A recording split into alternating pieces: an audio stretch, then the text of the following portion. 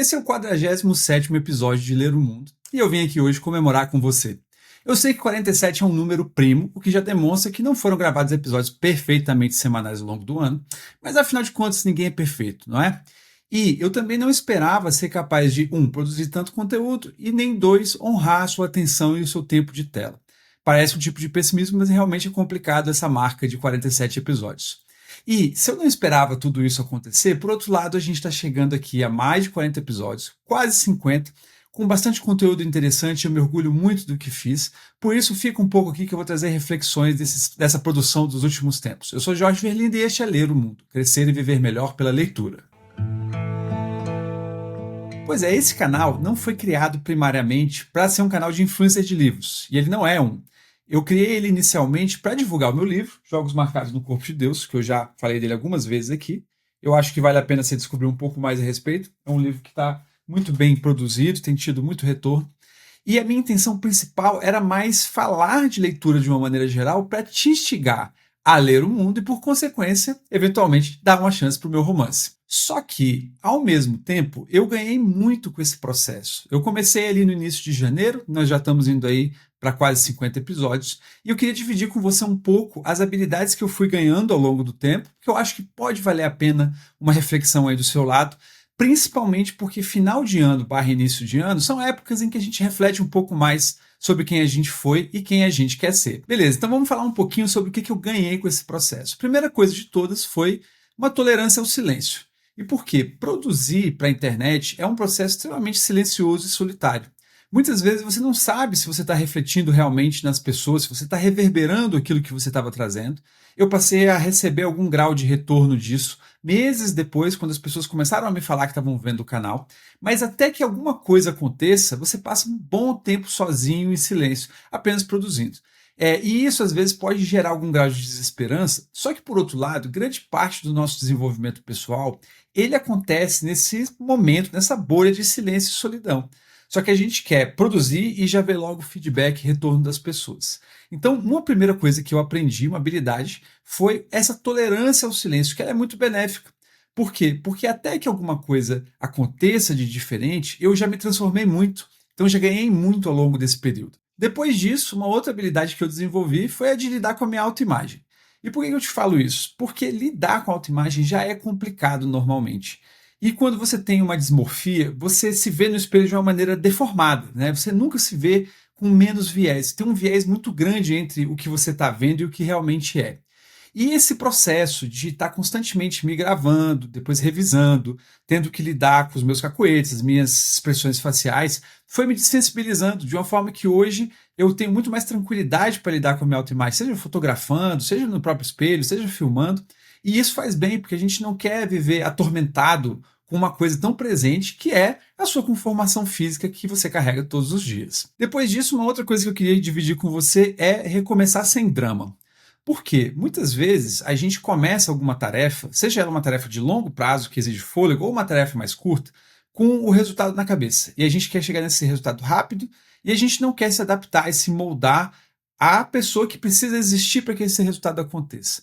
E para gravar vídeos e para escrever scripts, etc., isso requer que você tenha muita tolerância com o erro. Então você vai errar, e se você ficar com raiva, se você ficar impaciente, se você ficar triste, você já está gastando uma energia que era a energia para estar sendo usada para produzir o resultado que você espera. E isso acontece não só no mundo da leitura, da gravação, do conteúdo, como também acontece na vida. Ou seja, quando você preserva essa energia do recomeço, você já recomeça com a qualidade necessária para chegar onde você está buscando. Depois disso, uma coisa que eu aprendi foi o valor que as leituras que eu fiz no passado e esse ano têm para mim. E por quê? Depois de um longo tempo que você está lendo e consumindo diferentes tipos de informação, você começa a dar por garantido aquilo que você leu.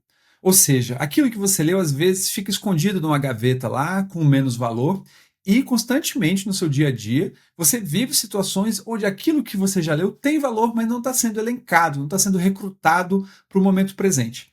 E esse exercício de constantemente examinar o que eu li para tornar mais simples, tornar mais didático, criar uma cadeia de história para facilitar o entendimento e o compartilhamento com você, me deu a oportunidade de voltar a conhecer coisas preciosas que eu já tinha lido, ver por outros ângulos e até eventualmente aprender coisas novas, porque quando a gente pega um material para ler, a gente não aprende 100% dele na primeira leitura, nem na segunda, nem na última. Então essa surpresa ela foi se manifestando episódio a episódio quando eu ia examinando esses conteúdos. Outra coisa preciosa que eu acho que vale a pena compartilhar, e talvez você precise disso no seu dia a dia, é ser flexível durante o aprendizado. E por que isso? Porque aprender uma coisa nova requer uma generosidade muito grande com você mesmo, requer que você respeite o seu próprio tempo e as suas habilidades, a sua condição atual. Porque sem essa paciência e essa generosidade, você pode acabar se atropelando e chegando à conclusão de que você não é capaz. Mas ao mesmo tempo requer uma flexibilidade externa. E por que eu digo isso? Porque nem sempre a gente está pronto, e isso é uma condição interna, mas nem sempre a gente está pronto e a vida deixa a gente fazer as coisas. Por exemplo, às vezes você vai gravar num dia ruim, que tem um barulho fora, às vezes você está com tudo pronto, mas dá algum defeito técnico, e isso não tem nada a ver com você. E esse tipo de flexibilidade, de novo, permite que você não disperse sua energia no drama. Você pode desperdiçar ela no drama, tipo pensando, ah, meu Deus, não consegui fazer o que eu queria. E você pode investir essa energia repensando, falando assim, hoje não deu, amanhã vai dar. Hoje eu não estou pronto, amanhã eu vou estar. E esse tipo de raciocínio, apesar de eu já praticar ele de uma maneira acidental no passado, eu tive a chance de praticar ele com muita frequência enquanto gravava os vídeos para você. E aí eu entro numa dimensão interessante que tem a ver com a minha leitura, com a minha história como leitor. Quando eu comecei a ler, eu não lia porque eu vim de uma família de leitores e esse hábito se estabeleceu na minha casa. Eu lia por desespero, acredite se quiser. Né? A vida estava me exigindo um grau de sabedoria e habilidades que eu não tinha, e a batalha estava covarde, estava perdendo de longe. E eu comecei a ler como um mecanismo de dissociação, mais para me afastar da realidade e me acalmar um pouco. Depois eu comecei a ser capaz de dormir enquanto estava lendo, porque eu também dormia muito mal, hoje eu durmo muito bem. E com o tempo, esse hábito de ler foi se arraigando. Então eu tive a possibilidade, durante esse processo, de ver livros que eu já tinha lido há 10 anos, 5 anos, 6 anos, e ao mesmo tempo refletir sobre a pessoa que eu fui. Né? Porque se tudo der certo, você vai se transformando ao longo da vida, como eu já falei aqui no episódio de crises, né? E no episódio de problemas também, do Scott Peck.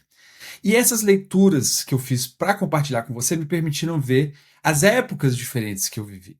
E no final das contas eu tive uma sensação muito boa ao final dessa produção, que foi a sensação de como se eu estivesse produzindo conteúdo para uma versão minha do passado que era inábil. E eu acho que esse tipo de sentimento é muito recompensador. Ainda falando especificamente da parte de leitura, depois que eu comecei a ler de uma maneira mais acidental, e eu lia de tudo nessa época, eu comecei a esbarrar em filosofia e psicologia.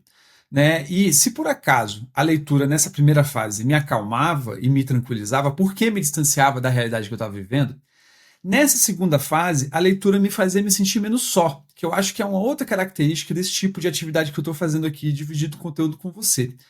E por quê? Porque eu comecei a perceber que as perguntas que eu tinha não eram só minhas, que eu não estava sendo perseguido pelas circunstâncias, só eu estava naquele drama, etc. Eu comecei a ver que filósofos tinham as mesmas perguntas, psicólogos tinham as mesmas perguntas, autores de romances e ficção tinham as mesmas perguntas, o que me leva a crer que quando eu compartilho um conteúdo com você, você provavelmente tem perguntas parecidas. E isso torna a gente menos só. Daí um grande valor que eu auferi enquanto eu estava preparando esses materiais ao longo do ano. E aí, recentemente, chegou essa época minha de escritor, de estar produzindo realmente material literário. Né? Esse primeiro livro é o primeiro apenas, eu tenho outros materiais prontos. E essa época, a minha relação com a leitura mudou muito. Por quê? Eu continuo sendo leitor, né? Eu continuo consumindo como leitor, porque um escritor ele é, antes de tudo, um leitor, mas eu passo por essa outra dimensão de processar as informações e pensar como escritor. E esse raciocínio de pensar como escritor, ele torna a experiência um pouco mais ampla. Porque eu não tenho só a dimensão de absorção e assimilação do conteúdo que eu li, como eu também tenho uma outra dimensão que é a de esculpir, de produzir, a artesania de produzir texto. E se por um lado produzir texto para literatura, para texto mesmo, tem os seus próprios desafios, produzir reflexões que sejam relevantes e que sejam interessantes para você tem outros. E isso aí foi uma outra aprendizagem do ano, né? Que é uma coisa que eu até me orgulho. Porque se você pegar qualquer um desses 47 episódios, se você for nos primeiros, você vai ver que eu tinha menos habilidade, porque lidar com a câmera é difícil, estruturar um raciocínio é difícil. Mas se você pegar qualquer um deles, você vai ver que tem um conteúdo que honra a sua atenção. Porque essa era uma das premissas iniciais que eu não sabia se seria capaz de atender. E o que isso quer dizer? É um conteúdo que ele não está te distraindo de graça e ele não está te arrancando nada. A expectativa é que você saia com uma visão de mundo maior, com uma leitura de mundo maior do que você entrou. E isso foi mais uma recompensa que eu tive ao longo dessa produção, porque eu pude ver o que eu estava produzindo reverberar nas pessoas. As pessoas trazendo assim, porra, eu nunca tinha pensado dessa forma, não sabia que esse meu problema tinha um nome. Isso é interessante, né? Você descobrir que alguns dos seus problemas eles têm nome, eles são estudados e têm reflexões em cima disso. E isso também está sendo muito interessante trazer para você nesse episódio agora, porque é um convite para você que não viu os outros episódios, pode pegar qualquer um episódio desses 47 que você vai ter coisas interessantes para assimilar de lá e mudar a sua forma de ler o mundo. E um outro ponto que vale a pena dividir aqui é esse ponto do fazer. E por quê? Todas as nossas empreitadas hoje, elas estão contaminadas por uma comparação injusta com os outros. Porque os números estão todos por aí, quantos views, quantos likes, quantos compartilhamentos. E aí quando você pensa em fazer qualquer coisa, sei lá, cozinhar um prato, falar de alguma coisa no YouTube ou começar um esporte, você já está lidando com essas métricas que elas não te pertencem. Essas métricas simplesmente não te pertencem. E eu quero dividir isso contigo pelo seguinte: o fazer, ele é enriquecedor para o ser humano. Pode ser que você não esteja habituado. Eu não estou moralizando quando eu falo isso. Estou falando por experiência própria, com muitos anos de fazer. Então, se você tiver alguma coisa que você tem em mente aí para fazer para o ano que vem, faça ela. Faça com disciplina, com autocompaixão. Às vezes vai faltar disciplina, coloca a autocompaixão no caminho. Se você for capaz de fazer com um plano, é melhor, porque você apanha menos do processo de aprendizagem e você vai se calibrando. Não existe jeito certo de fazer. Tem gente que faz o contrário de tudo do que eu estou falando aqui e performa melhor do que eu. Mas o mais importante é você quebrar o medo, romper essa bolha, essa membrana de medo que te impeça de fazer alguma coisa. E eu digo isso considerando essa produção do Ler o Mundo como uma das coisas que eu fiz esse ano. Eu também lancei o livro, fiz uma série de outras coisas. E quando eu olho para trás, eu me sinto muito grato, eu me sinto muito feliz. De ter sido capaz de empregar o que eu falo aqui, então eu pratico o que eu professo. E 2, de realmente ter realizado as coisas, porque eu só consigo olhar para trás e avaliar o que eu fiz, porque eu fiz. E por fim, esse episódio também tem um outro propósito, que é o de te agradecer por ter me acompanhado até aqui. Eu fico muito feliz, né, de poder dividir essas coisas e ao mesmo tempo receber algum retorno das pessoas. A gente produz coisas para receber retorno mesmo, é assim. E ao mesmo tempo, eu tenho a consciência de que foi um ano longo, eu realizei muito, estou cansado e agora eu vou sair de férias.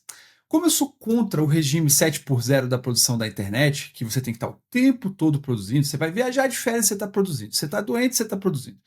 Eu vou parar para me oferecer de maneira espontânea, voluntária, um tempo de oxigenação da cabeça, para reaprender coisas e aprender coisas novas. E para estar pronto para o próximo ano, onde eu vou estar trazendo outras coisas para a gente compartilhar aqui. E eu te agradeço por esse tempo. Se você não tiver visto os outros episódios e quiser saber mais, você pode olhar para os episódios para trás, que eu acho que vale a pena, vai ser uma experiência recompensadora. E te digo que em breve a gente volta para continuar aprendendo a ler o mundo. Muito obrigado e nos vemos no ano que vem. Um grande abraço.